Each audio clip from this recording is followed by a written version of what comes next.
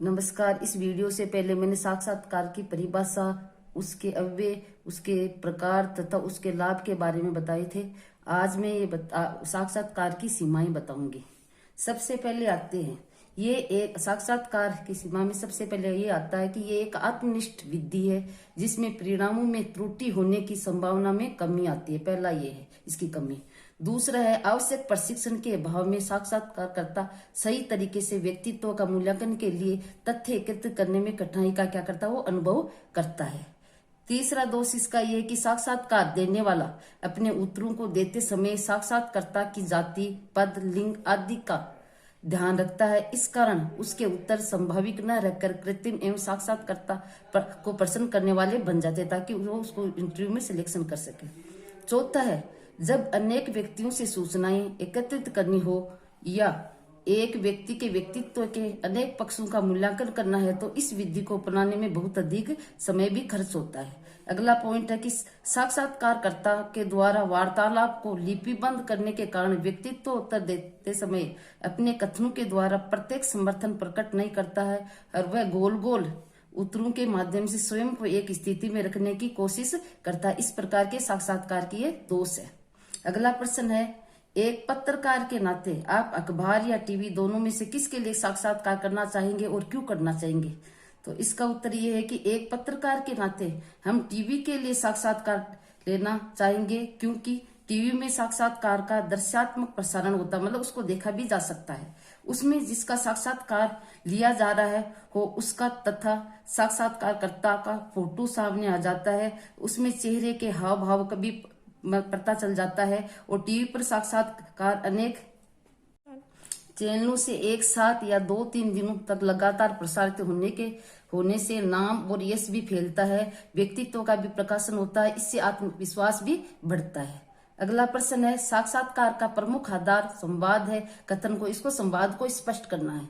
तो इसका उत्तर है, साक्षात्कार को इंटरव्यू या भेंट वार्ता भी कहते हैं। इसमें साक्षात्कार लेने व देने वाले के मध्य जो सवाल जवाब होता है वह बातचीत या बहस होती है, उसका मुख्य आधार संवाद ही कहा जाता है। इस प्रकार साक्षात्कार का मुख्य तत्व संवाद ही है। यदि संवाद तत्व न रहे, परस्पर सवाल जवाब का एक स्वरूप न रहे तो उसे साक्षात्कार नहीं कहा जा सकता।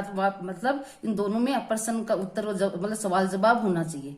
इसमें पत्रकार, रिपोर्टर या संवाददाता होना भी जरूरी होता है। इसके बिना साक्षात्कार का प्रमुख आधार नहीं माना जाता। ऐसा न होने पर वह साक्षात्कार ऐसा आलेख जैसा बन जाता है जिसमें निबंध, रेखाचित्र, संस्मरण या आलोचना विद्या के तत्व घुस जाएंगे। अगला प्रश्न है, प्रिंट मीडिया मुद्रित माध्यम के साक्षात्कार की भाषा शैली कैसी होनी, मतलब उसकी भाषा कैसी और शैली किस प्रकार से होनी प्रिंट मीडिया की? तो इसका उत्तर है कि मुद्रित माध्यम के साक्षात्कार समाचार पत्र पत्रिकाओं में प्रकाशित होते हैं। ये भाषा गतिशील, सरल एवं रोचक के साथ ही कुछ साहित्यिक भी होती है। इसमें संवाद या वार्तालाप की शब्दावली प्रयुक्त होती है।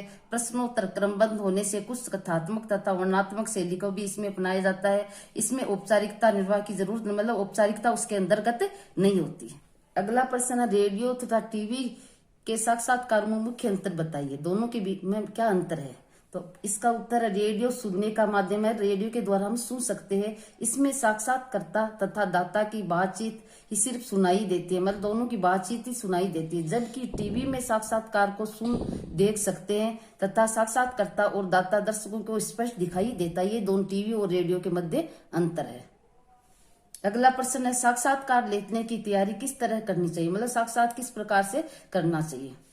उत्तर है इसका, प्रारंभ में ही साक्षात्कारदाता को पत्र द्वारा प्रश्न भेजकर साक्षात्कार लिया जाता है, मतलब प्रश्न भेजकर साक्षात्कार लिया जाता है। परंतु अब इलेक्ट्रॉनिक माध्यम का तीव्र विकास होने से ईमेल या सोशल साइट्स के द्वारा ये कार्य भी किया जाता है, क्योंकि आजकल नेट का जमाना आ गया है।